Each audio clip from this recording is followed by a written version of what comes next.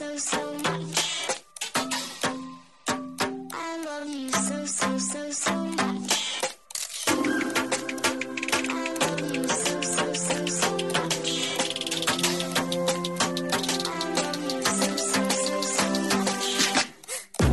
Hello, all you positive heads out there. Thanks for tuning your beautiful brainwaves into another episode of the Positive Head Podcast, where we are firmly convinced that creating success and happiness is rooted in understanding the ultimate nature of reality and the fact that as human beings, we are all immensely powerful fractals of the one and only source consciousness, which creates and animates all things. Now, of course, understanding this powerful truth is one thing. Applying this incredibly empowering wisdom to everyday life? Well, that's another, which is exactly why we provide you with a fresh serving of soul food for thought 5 days a week to help constantly remind you of what matters most. You are it. And I'm your host, Brandon Beecham. I'm the reflection and extension of you who will be here each Wednesday interviewing a different consciousness changemaker. And on the other 4 weekdays, leading the way to ensure that your perspective is consistently expanded, your vibration is constantly elevated, and your heart is overflowing and full. Also, this episode of the Positive Head Podcast is being brought to you thanks to the support of Gaia. If you're not familiar, Gaia is the go-to source for streaming consciousness content online, and you can sign up for your first month for only 99 cents at gaia.com/positivehead. That's spelled GAIA.com/positivehead. Check it out. All right, all you positive heads, welcome to the show. So happy to be back with you guys as always. And I'm even more happier, because I have my co-hostess with the mostest, Roniit, here with me today. Hello, Roniit. Hello, welcome. Brandon. Hello, Roniit. Hello. You guys know I love having my friends on whenever I get the opportunity. If I'm hanging out with someone who's magical and I feel has something good to share, then I drag them into co-hosting on the show. And that's kind of what happened here. We're at Roniit's studio.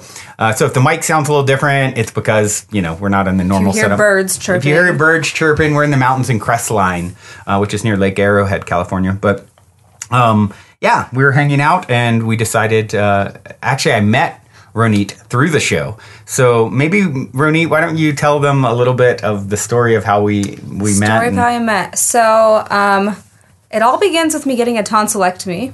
I got my tonsils. It's always a fun start. Yeah, always a fun start. And I was bedridden for like 2 weeks, and I asked my friend Corinne, she's like the queen of podcasts, what podcast I should listen to, and she sent me the Positive Head. And so then I ended up on like a 2-week binge while I was bedridden, listening to the Positive Head, and it kind of completely changed my life. And then I guess like a month later, I decided finally I would write in. At like probably 3 a.m. I wrote in. I couldn't sleep. I was having anxiety. Right. I was thinking I was going to die of something. Mm-hmm. And then you answered my question the next day. Did I? Yeah. Oh, wow. Because a lot of times, for those of you out there who have asked questions, I have questions like queued up. And sometimes what happens sometimes, like if you wrote at 3 a.m., probably what happened, and I don't even remember, this was months and months ago now, because it seems like I've known you forever now. But what will happen is if a question comes in right when I'm going to record and I haven't figured out what I'm going to talk about on that day, that person will get like, oh, this is perfect, and I'm feeling the question and I feel like addressing it. Otherwise, there's those of you who have written questions maybe months and months ago and it's still in my queue of, possibly get to one day. So you have to write them at 3 a.m. You have to write me at 3 a.m. is the moral of the story, because I get up in the morning and then start reading my emails. Yeah, I was kind of shocked because you wrote me back. I woke up to an email. You're like, answering it today. Yeah. And then we listened to it, like me and my roommates listened to it. We were like, oh my God, it's so cool. Like, you're talking about me, and you said my name wrong, which is fine. Of course. But then, so I think you added me, and I was like, oh my God, he added me on Facebook? And then we ended up at the same festival, right? One Love. Yeah. And then you reached out and we talked a little bit more, and we realized we lived close to each other, and then you had, I don't even remember how it came up, One Love Festival at the time, and you were going to help your friend Curly with her performance. She was one of the headliners of the festival, and you were, and funny enough, I actually wanted to meet Curly because you guys have heard me talk about my child's mother, and one of the figures that she, in her sort of delusional, psychosis that is her world. This character, Curly, was like a pretty big pop star, especially back like, I don't know, 5-6 years ago. She had a really big song, and that was one of the characters that Bradley, my son's mom, fixated on. It's as like this person has taken my identity and must die, and all these weird, things that anyone who's been listening for a long time has heard that story. I won't go we won't go down that rabbit hole. But so when you were like, oh yeah, first Curly was going to be playing at One Love, and I was like, oh, that's interesting. That seems like a weird person to be playing, and I'm interested to meet her because I have this strange connection to her. And then you reached out, she and used you to live here. Oh, right, house, where we're recording. So. Yeah. So, what one of the reasons I wanted to bring you on, first of all, guys, Roniit is an amazing singer, songwriter, and she's going through such a metamorphosis in her own journey, from a lot of anxiety, and your music really, has sort of like a goth, dark feel to it. It did. And it did. But now, like even last night, she's just like freestyling on the piano and singing, and she has the most like haunting, like, spiritual channeling that seems to be coming through at moments, and it's just so beautiful to sort of watch and be a part and play a role in your transformation. Definitely someone that we're meant to know each other, and I'm sure our souls are the oldest of friends. And so we'll actually play one of her songs at the end of the show today, appropriately. But her new music is even more exciting because it's coming from this place of spiritual experiences I'm having when I'm creating music now, whereas before there was a lot of like thinking involved and like deciding, I don't know, just more thinking when I was making music, and now it's just like letting things flow through you. They're coming out. That's been a huge lesson for me too of late, and I've talked about this, as someone who's such a doer and so analytical at times, and to stop overthinking. I'll let the ideas come through and then just release them. I don't need to pursue that particular trail of thought or idea. Like in the past, it's like, I've got a new idea, I'm going after it. See, that's how I always am. I'm like, I gotta do this, and I start planning, and then I get really worked up, and I'm like living in the future, already planning all these things I'm gonna do for the future. Even yesterday, you were saying, I was like, let's go home and make a pros and cons list of the reasons why we shouldn't do this. And you're like, why don't we just let it unfold naturally, which is, what's great about this show. And I always say to you guys, we teach best what we most need to learn. And as I'm further integrating a lot of these concepts into my own life and having new light bulbs go off, I'm able to just say, oh, guess what I learned today? Or guess what is further integrating into my own story. And that's just a big theme for me right now. It's like not holding on to anything, why would we try and guess what is the best path when our higher self knows? As Abraham talks about, either what you're thinking or something better. Yeah. What you're thinking or something better. So you can have your ideas, let them flow through you, but then not be hung up on controlling. And I think that's been a big part, of your journey, is letting go of control and moving into faith. And as a future guest has a book called Float More, Steer Less. Yeah. I believe that's the title. Yeah, Float More, Steer Less. And he's amazing, and just learning that whole concept, I think has been, having watched your journey, it seems to be something that you're getting better and better at. Yeah, that's a tough one for me to fully grasp, the floating instead of steering. Right. But I'm working on it. I think for all of us, and guys, we had such cool synchronicity. We're here, we came and we're brainstorming on the show that you guys have heard me talk about, which is actually Roniit's partner Everett is a videographer, and they're the two of them came to me and said, look, let's take your interviews to the next level. Let's go out and let's explore interesting places and people, and we can travel. And I was like, yes. And I talked to you guys about the name of the idea that came to me was Odyssey, spelled Odyssey. And then what was interesting about it, and I started to explain this on the show a few days ago, and I forgot. And that is I've decided to change the name of from Odyssey, and the reason Odyssey came to me, I actually had a dream about it, and it was just being said over and over and over and spelled. And I was talking to it doesn't happen to me often, so I woke up with this name spelled Odyssey in my head, and of course Odyssey from Homer's epic hero's journey, epic adventure, and I'm like, oh, perfect, and we're going to be exploring interesting things on the show. And but what was interesting in the dream, my brother, I was telling him, I've got this idea, Odyssey. And it was about a project in the dream, a creative project. And my brother was like, no. And then I woke up and thinking that was just sort of an ancillary part of the story. Well, as I, kind of decided Odyssey is what I wanted to do, I told him about it later in the day when I saw him. And he then, he said, that's a really cool name. It makes me think of this shirt that I've seen Brandon Boyd, the singer from Incubus, he loves Incubus.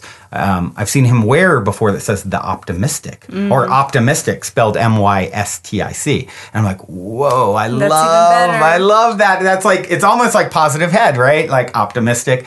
So after sitting with that for a few days, I'm like, maybe that's why in my dream, my brother was like, no, to Odyssey. And I've decided as of this moment, subject to change until the show actually comes out, calling it The Optimistic. So for now. So we're here yesterday at Crestline at your amazing place here, and very magical spot, and brainstorming about what episode do we do first, how do we fund it, all the different conversations that go into making a show, early stage, and you get an Airbnb booking.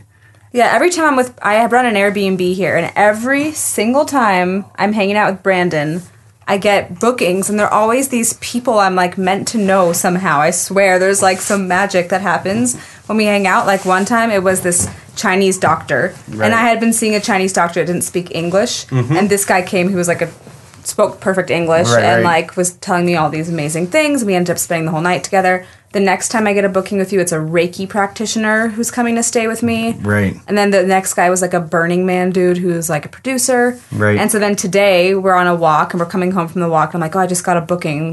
Or yesterday, yeah. Yeah, yesterday. I'm like, oh crap, I got to go change sheets. And then the guy shows up. Well, we had been in here talking about like starting a commune. Yeah, basically all the ideas that are floating out there about permanent village infrastructure and how do we get off the grid and create community and we're these sorts of things. Brainstorming about like land and like where we want to do it, and like a big dream of ours is to start a commune. And then so this guy arrives, this Airbnb guest, Eric is his name, and I go and I answer the door, and the first thing he starts talking about is how he just bought 600 acres of land in, where was it?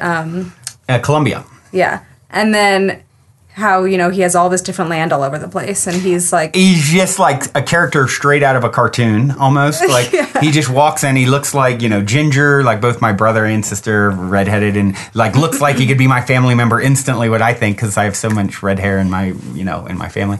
And he's just like another Leo, and all the stuff we'd just been talking about, guys, all of a sudden he's like, oh yeah, I just bought 600 acres here, 1,000 acres here. This is like, he's doing so much to rewild the land. And, his intention is so pure. And he comes in with all these crystals and starts doing tarot for everyone. This wicker chicken basket full of like magical tinctures, like essential oils, all this medicine, all these flowers you can like smoke for different reasons. It's like he's like, oh, let's smoke some everlasting life or something. Yeah, some flower that makes you all something. It was unbelievable because he just came right in and was like, it was like we couldn't have planned it better. And I looked in his eye within like a minute of meeting him, and I had this feeling like, oh, I know you. Like, you just meet people, you're like, oh, I know you. Yeah. So I'm actually going to interview him next. As we record this, this will be released today. And I'm like, dude, this person is so magical. And, of course, I go out and I seek out people to interview who are writing books and doing cool things and whatever. And then I have a lot of people approaching me these days, now that the show has a much larger reach. But this is someone like who just waltzed in off the street while I'm hanging out with you. You get an Airbnb booking. He shows up an hour later. We ended up hanging out with him all night. I'm like, this morning, Roniit, not only let's do a daily together because I'm here with you and share a little of your story and just talk but also interviewing him. I think, so that'll probably come out here in a couple weeks. You'll hear Eric, who, is not someone I sought out to interview, but is definitely interview worthy. Yes, exactly. He knows a lot. He has a lot going on. About the land and the plants and so much knowledge. And how to get into the same flow state that we are talking about. That for me, he shows up as such a beautiful reflection of, I've made the decision, guys, you've heard me talk about it a lot of times, where, I've had this sort of like, I have this entrepreneurial venture that's all just financial opportunity. And then, of course, the podcast and all these things in the app and now the show that I'm going to do that are really where my heart's at. So having made the executive decision with my brother and business partner in the last few days that I'm going to exit the travel company in 90 days or so-ish is the plan to focus fully on this stuff. And then one of the things that walks in with Eric, and I'll talk about it, you'll hear me talk about it in the interview, is that's exactly what he was like doing, all this business related stuff, and he just walked away from it. Well, that's how me and Everett were too. Like, I was working at a music licensing company in Hollywood, which was like a great experience, but it really kept me from like being in nature. I had to sit at a computer all day in a small office with like a really dark, bad lighting, and it just felt like unnatural. And I wasn't really making that much music. And it was a really hard decision to leave because it was like a startup that I was part of in the very beginning. And it would have led to like a very financially stable life. But I was like, something was missing. So I left and I moved up here to the mountains where it's like super cheap to live and you can be in nature. And then I talked to Everett, he also owned a company. He owned a company doing advertisements. So it was like an ad company. And he was doing a lot of commercial work. And then he left to come up here and sort of make more artistic films and music videos. Right. So like we've all sort of been on that journey of like... Same journey in different ways, yeah. Yeah, it's like you're doing this thing that's like really amazing and financially abundant. But it's not fully in alignment with who you're becoming. And that's really what's happening with a lot of us. Like having, like for me, it's like we're about to sign like these amazing deals with that company, and it's growing and like all these wonderful things are happening. And so I'm not just going to abandon it. We're basically going to replace me, you know. So the day-to-day stuff, I'm still going to be involved like on the board and high-level decisions, but the day-to-day working, it's like I can't do it anymore. I don't care how much money, I don't care how much anything, because even with this podcast, if I were putting all of myself into this work, not just basically what I get up and sort of freestyle my recordings and then go to work, you know? And so if I was 110% only focused on this stuff, how many more people could I reach that it's helping and having the effect that it had on you? And, and so... And also just, I think a lot of people start to think when they're working these jobs, like, this is my way to financial freedom, where like if you actually focus on your passion, it's going to lead you there too. Totally. It's like doing it almost the backwards way. And that's exactly...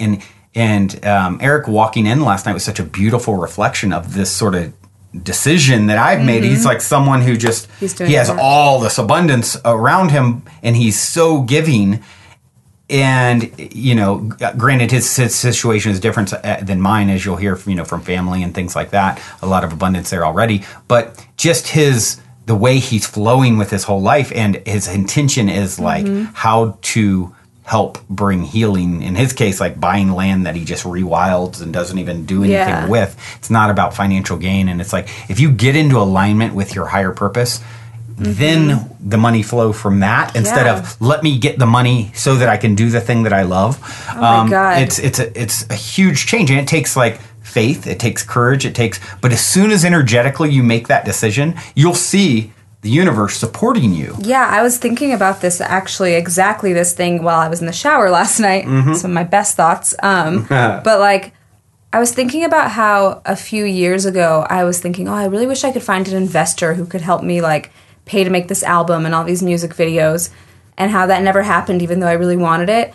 And now that I'm actually making music, not for just like myself and my own like selfish reasons and to be famous and to like, that was my goal before. Like, I just want to be famous. Ego-centered versus... Now I'm like, when I'm making music, I'm healing myself, and then in turn, I think it heals others. And I know this because people write me and tell me. I think they just feel that. And now that I'm sort of making music for like this bigger purpose, I'm finding all this stuff just flowing towards me. Like I'm saying, I want to have land so I can start a commune. And then this guy shows up and is like, yeah, you could start a commune on my land. Here you go. Here's 1,000 acres. And then he's like, I don't know, just people like offering like money and support for like the goals I have. Whereas before I would look and I would search and I wanted it. And he literally looked at you last night and says, with my friends, I'd like to just lend them money for 0% interest. Like, he's like, who does that? I don't know. And I'm like, damn. Much less an Airbnb guest. Exactly. I don't know. It's just, I guess because it was after we did the jam session. Yeah, so she did this, Everett, her partner, playing conga drum, and her playing piano and just freestyling, singing. It's like channeling, essentially. I mean, we were all in such an altered state afterwards. Yeah, he was like doing some crazy like kundalini like yoga stuff while I was doing it, and I looked over at him and I saw that he was getting super into it. Then I went way deeper. Yeah. So I was like, oh, it's working. Yeah, exactly. And as you talked about, the more you open up and the less you worry about what someone's thinking, or get out of your own head and get into your heart. That's everything becomes channeling. In your case, like that's your medium, right? But seeing that is. It's like I can just envision it when it's going to be you with like a piano and lots of people around, and you just doing like freestyle, sessions like that where you're literally bringing through energy, channeling energy that's coming through your voice. That's the goal. I realized that about a month ago. I was like, I want to do something that's sort of like a sound healing type situation, but not like the traditional one. So it'll unfold. Yeah, it'll definitely unfold. A lot's unfolding. What is so? You have the platform now. Here you are, and I love this, guys. I mean, once again, of course, Roniit, we met from her writing in with a question. Then we realized we live near each other. Then, you're going to be at One Love Festival. Here we are 6 months later or whatever, and now we're great friends. Now we're making a show. And now we're making a show together and all these things. So what would you, and obviously in your case, you definitely got a lot of manifestation power, and everyone does. What would you tell? What is the best piece of advice from the journey that you've been on, your own healing journey, and it's really escalated in the recent months? If you could go back to yourself 6 months ago, or 9 months ago, or a year ago, however far, because there's someone out there listening who's where you were, right? What would you say? What is your best piece of advice and insight? Oof, yeah, that's a hard one. If you think it's hard, it's hard. I guess so, yeah. I mean, what comes to mind to me is like, just listen to the podcast. Because for me, that really put me in a better like mental state where I was able to. It really worked for you as like a daily practice. Practice of elevating your vibration. It just helped me really like let go and be more positive and think about life in a more positive way, which then sort of helped other things unlock. But I don't know. I guess it's just like worry less and just sort of try to be in the now and have faith that you're on the path.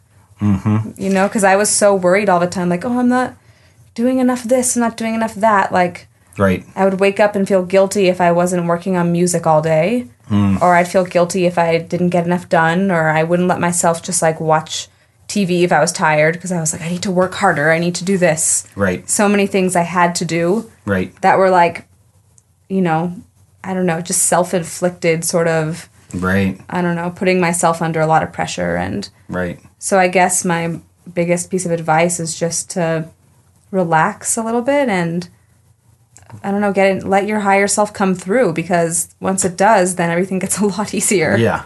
Yeah, instead of relaxing into it like we've been talking about and not trying to force, just moving into that place of faith that you are eternally supported. You are literally floating in eternity, and you're an eternal being that's always been and always will be. And you have infinite support around you if you're willing to tap into that. It's like you don't have to have it all figured out. But it is, like you said, like a daily conscious effort, because you, like, if you've your whole life lived in this, like, way where you're always living in the past or in the future, or you're always planning, you're always worried, it's, like, kind of a big deal to change those thought patterns. Yeah. So that's why for me, listening to the podcast every day, like when I would wake up or just like when I was driving somewhere, helped me like, just put it in my train. It's like you got to train your brain. You actually have to put in some work to become like a positive person. Right. Well, you're rewiring too, and we know that your whole neural network, you like create pathways. So if you have certain negative thoughts, the more you have those, the more you're creating like stronger and stronger paths. I've heard it being called like rivers. Like when the water goes down a riverbed, every time it goes through, it gets deeper. Mm-hmm. So if you're going down this negative thought, it becomes like this gushing river, and you want to actually like... But when you start changing those, they actually can see. And I would recommend you guys, if you haven't seen, I think it's on Netflix, I think it's on Gaia, What the Bleep Do We Know? There's a guy who talks about this at length. Oh, you should definitely watch it. And he's... he basically... and they showed visuals as he's talking about it, how this neural networks are formed, and how when you start breaking these cycles of thought, these rivers, these trenches unhinge from each other, and new paths connect. Yeah. That become the new rivers of and I feel that happening, flow. Definitely. Yeah. Yeah. Well, beautiful, Roniit. Thank you so much for coming on and just mixing it up. For me, it's so awesome to have someone to bounce things off of and have a conversation instead of me just staring at thanks for having me. Spur of the moment. Yeah, it's you guys are going to definitely see lots of more of this sort of thing, and I'm sure you'll be back on at some point to help steer the ship. And for a song, all your new music is still in process. That, by the way, I've gotten glimpses of, and it's so good. And your old music, of course, is good too. It's a little darker, but that's okay. But this song is kind of the one you're going to play was the one I wrote right after I quit my job and decided to become. I'm going to be an artist now. So it's a little bit like whatever that means. And I trust. It's called Rise, and it's about So, in for those who want to find your music, why don't you spell your name? So it's Roniit, Roniit Music on Instagram, Facebook, whatever. All the things. SoundCloud, Spotify. Cool. So this is Roniit, and this is Rise. Thank you for rising and shining with me today, Roniit. Till next time, journey well, everyone. Love you all. Goodbye. Also, if you're craving more consciousness elevating content, be sure to check out Gaia, which is my personal go-to source for streaming consciousness content on the web, where you can stream an incredible 7,000 plus exclusive videos covering 5,000 years of wisdom. As you all hear me constantly say, it's a daily conscious effort to maintain an elevated vibration. And if you're looking to journey deep down the rabbit hole to do so, then Gaia is the best place I know of to do it, period. And you can sign up for your first month for only 99 cents at gaia.com/positivehead. That's spelled GAIA.com/positivehead. Check it out.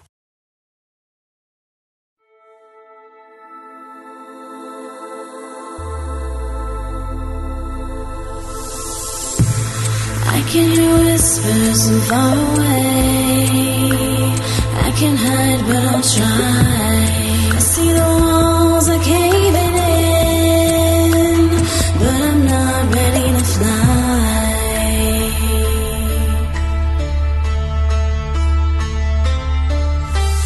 If I were to stay in here forever, I would want the sun to come alive. If my heart was lighter than a feather, I would slip away into the night.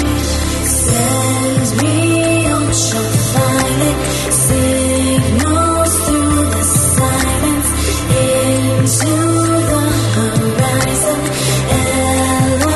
Elevate, rise, rise,